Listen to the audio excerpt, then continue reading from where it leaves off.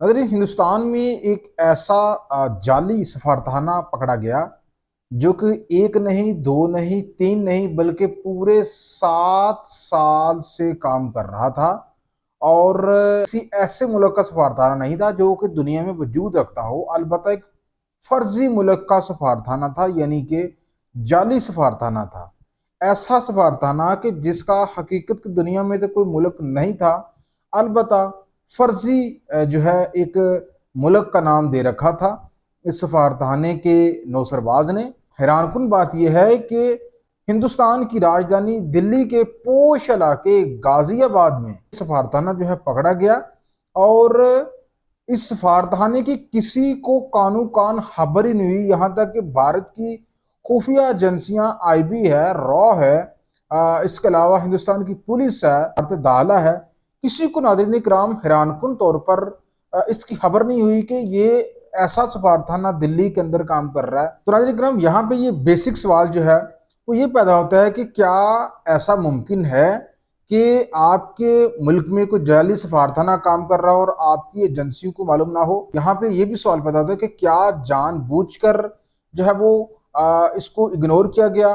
क्या भारतीय अदारों के अंदर या भारतीय जो खुफिया एजेंसियां हैं उनके अंदर क्या करप्शन है? क्या उन लोगों को मालूम हो चुका था कि ये जाली सफारतखाना है और ये अरबों रुपए का कारोबार कर रहा था नाजरीन कराम, लोगों को जाली जो है वीजे देने के नाम के ऊपर।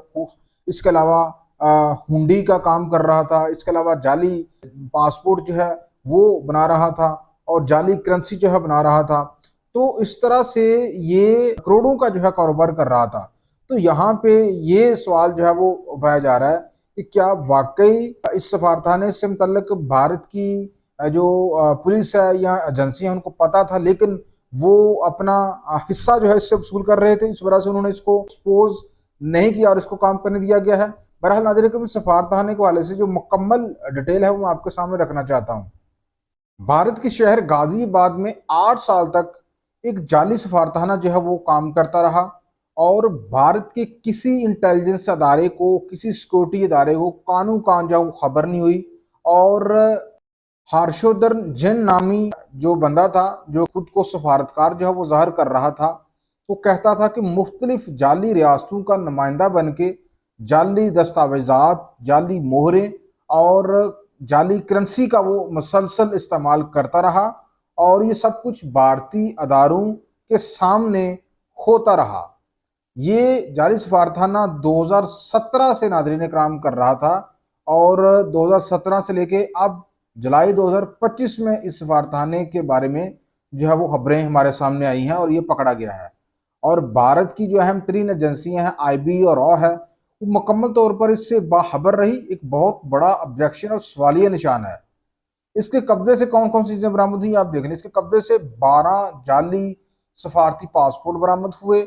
इसके अलावा जाली नंबर प्लेट जो है वो बरामद हुई। और इसके अलावा सफारतखाने के बाहर वीआईपी किस्म की डिप्लोमेटिक गाड़ियां खड़ी थी नाजरीन कराम, जो है वो बरामद हुई। इस सफारतखाने के ऊपर एक परचम अवेजा था, वो भी जाली था। उस परचम का पूरी दुनिया में वजूद नहीं था, ना कोई मुल्क था। तो साथ साथ इसके लैपटॉप से दुनिया के बासर शहास हैं उनके साथ इसकी तस्वीर जो है वो भी सामने आई, लेकिन बताया गया है कि ये एडिट की गई तस्वीरें थी, ये खुद साथा बनाई गई तस्वीरें थी और इन जाली तस्वीरों में ये अपने आप को बड़ा असर दिखाता रहा। छापे के दौरान नाज़रीन इकराम, पुलिस ने 44 लाख रुपए जो है वो बरामद किए और 30 लाख रुपए की बराबर गैर मुल्की करेंसी जो है वो भी इससे बरामद की। और इसके अलावा इसने दर्जनों लोगों को बैरून मुल्क नौकरियां देने का भी झांसा दे रखा था और उनको लूटा हुआ था, उनसे लाखों रुपए जो है वो वसूल कर रखे थे। इस केस ने ना सिर्फ इंटेलिजेंस की नाकामी बल्कि भारतीय अदारों में गहरी करप्शन को भी बेनकाब किया है। और इतना बड़ा धोखा जो है नाज़रीन कराम नहीं हो सकता जब तक अंदर के लोग जो है वो साथ ना मिले हों। ऐसा मुमकिन नहीं है कि आप दिल्ली जैसा इलाका जो कि बड़ा हाई सिक्योरिटी जोन है, जहाँ पे पूरी दुनिया के सफारतखाने काम कर रहे हैं और आपकी एजेंसियों के पास एक एक मुल्क के सफारतखाने का रिकॉर्ड होता है, उनके लोगों के ऊपर नज़र होती है कि कोई दुश्मन जो है उनको नुकसान ना पहुँचाए, मुल्क का इमेज जो है वो खराब ना हो। तो मुमकिन कैसे है कि एक जाली सफारताना जो है वो काम कर रहा था, उसका रिकॉर्ड नहीं था रॉ के पास, हिंदुस्तान की एजेंसियों के पास, और वो मुसलसल काम करता रहा। यहाँ पे ये जरूर मैं कहूँगा कि इसमें अंदर के लोग मौजूद थे, और जाहिर है वो बंदा जो जाली सफारतकार बन के आम लोगों को शहरी में लूट रहा था, वो यकीनन जो है हिस्सा जो है देता होगा एजेंसियों के लोग हैं उनको या पुलिस को।